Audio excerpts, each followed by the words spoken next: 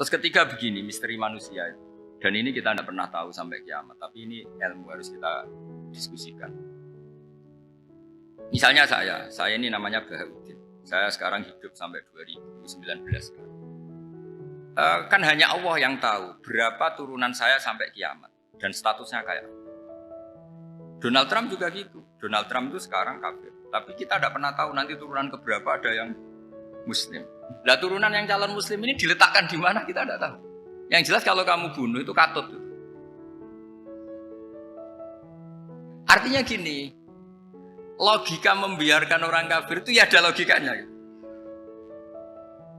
Logika membunuh karena mereka mau membunuh kita ya ada logika fikihnya. Karena kalau kita ada membunuh, dibunuh. Makanya semuanya hukum ini terus bergantung al-hukmu yaduru ma'ilatihi wujudan wajib. Di sini terus dipertemukan. Makanya semua nabi itu kalau yang namanya membunuh pasti pas perang saja. Karena ini kondisi yang memang pilihannya hanya dua. Kalau nggak dibunuh ya membunuh.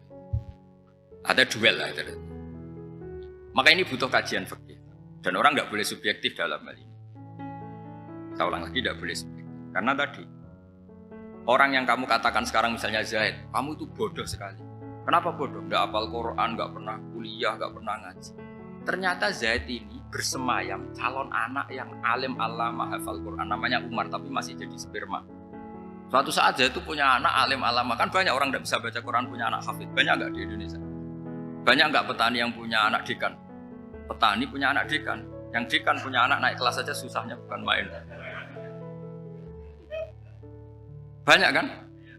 Nah ketika dibalik nanti ada dekan punya anak goblok, yang petani punya anak dekan, pinter mana? Kita tidak pernah tahu. Makanya ini kan ya sudah kalau nggak pernah tahu ya bilang saja wallahu alam kan selesai. Daripada keminter keliru kan ada wallahu alam. Makanya cerita favorit guru saya Kiai Haji Maimun Zubair itu punya apa namanya Kiai Zubair. Itu cerita favoritnya itu ada santri namanya Soleh. Soleh itu alim alam. Orang Madura itu cara berpikir kan kalau kiai saja alim seperti itu apalagi bapaknya. Pas bapaknya main ke pondok, santrinya ada ribuan. Bapaknya main ke pondok. Sholat itu ya gak bener. Gak sesuai sunnah Rasul lah kira-kira gitu. Sudah sholat itu gak bener apa-apa gak bener. Masih ditakwil sama santri Madura karena orang Madura itu kultus. Mungkin khilaf. Khilaf itu satu khusus, pokoknya perlakuan khusus. Suatu saat saking bodohnya orang itu kenceng tuh pikir musola. Wah ini nggak bisa ditakwil lagi, artinya nggak bisa ditakwil tuh nggak. Wah ini sudah nggak bener ini, nggak bener. Singkat cerita santri tadi nggak kuat matur ke kiainya, Pak Yai, jenengan sealim itu kok bapaknya segoblok. Kenapa? Ya, dia kencing pikir musola. Oh bapak saya tuh pinter sekali. Kok bisa? Karena beliau yang memutuskan saya mondok sampai saya jadi alim alama seperti ini. Yang bodoh itu mbah saya.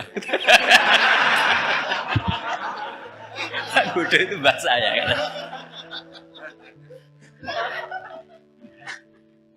Artinya gini, sekarang misalnya Anda dekan atau Anda rektor atau Anda profesor atau Anda kiai top mubalek kondang. Anda mubalek kondang terus punya anak, gobloknya bukan main atau apalagi anaknya ketangkep KPK. Yang satu anaknya orang bodoh jadi dekan. Kalau kompetisi ini pinter mana? Ada ahli metodologi tapi anaknya itu terlibat narkoba. Yang ini petani utun, anaknya dekan. Kira-kira kalau dikompetisikan pinter mana? Anaknya pinter petani tadi. Yang ketika petani kamu vonis bodoh gitu. Tapi siapa tahu kalau ini menyimpan calon. Paham ya? Kita tidak pernah tahu. Makanya Quran selalu ngajari gini. Dalam ilmu sosial wa in adri la'allahu fitnatul lakum wa mata'un ila. Dalam ilmu sosial itu kita harus jawab enggak tahu. Karena makanya saya tadi pagi ngaji di direktorat saya bilang, saya pernah diprotes orang, terus kamu udah jelas 01 atau 02. Ya saya jawab, manusia itu makhluk yang paling enggak jelas. Sekarang soleh suatu saat bisa saja enggak soleh. Yang sedang enggak soleh suatu saat soleh. Sesuatu yang mungkin rubah kok kamu fanatik itu gimana? Nalarnya gimana? Coba kita tahu dulu Wahsy itu pembunuh Hamzah, akhirnya mati mukmin ya enggak? Padahal orang yang sangat dibenci Rasulullah karena membunuh Sayyid siapa? Hamzah. Sa'labah yang tukang itikaf di masjid akhirnya su'ul. Kita enggak pernah. Nah kalau enggak pernah tahu ya enggak usah terlalu fanatik biasa. Kayak jenengan seneng saya itu ya saya enggak tahu sampai kapan ya. Tak seneng sampean sampai kapan ya? Kayak suami istri. Pas nikah harmonis bulan madu sampai kapan bertanya. Yang jelas paling awet itu pasangan jelek itu pasti awet. Makanya jadi guyonan. Pasangan itu jangan baik-baik gak awet kalau jelek. Ternyata maksudnya cantik sama ganteng. Itu suatu saat pasti jadi jelek. Yang jelek sama jelek pasti jelek terus. Makanya jadi guyonan.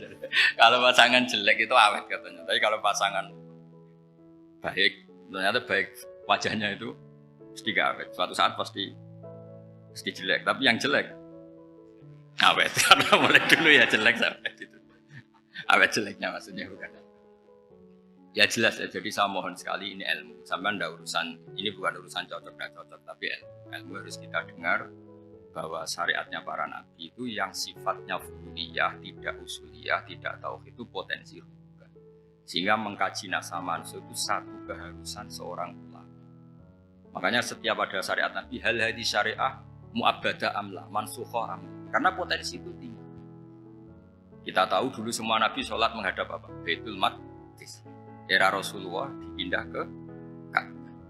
Tapi kalau kamu katakan total Baitul Maqdis ya tidak juga. Nabi Ibrahim mulai dulu madhabnya ke Ka'bah. Tapi kalau Nabi Musa ke Baitul Maqdis. Terus kamu bilang ini 0102 ya tidak, memang syariat jadi sesuatu yang furu'iyah. Nah, kenapa ini furu'iyah? Jawabannya sederhana. Ketika seseorang menghadap Ka'bah itu menghadap batu apa menghadap Allah?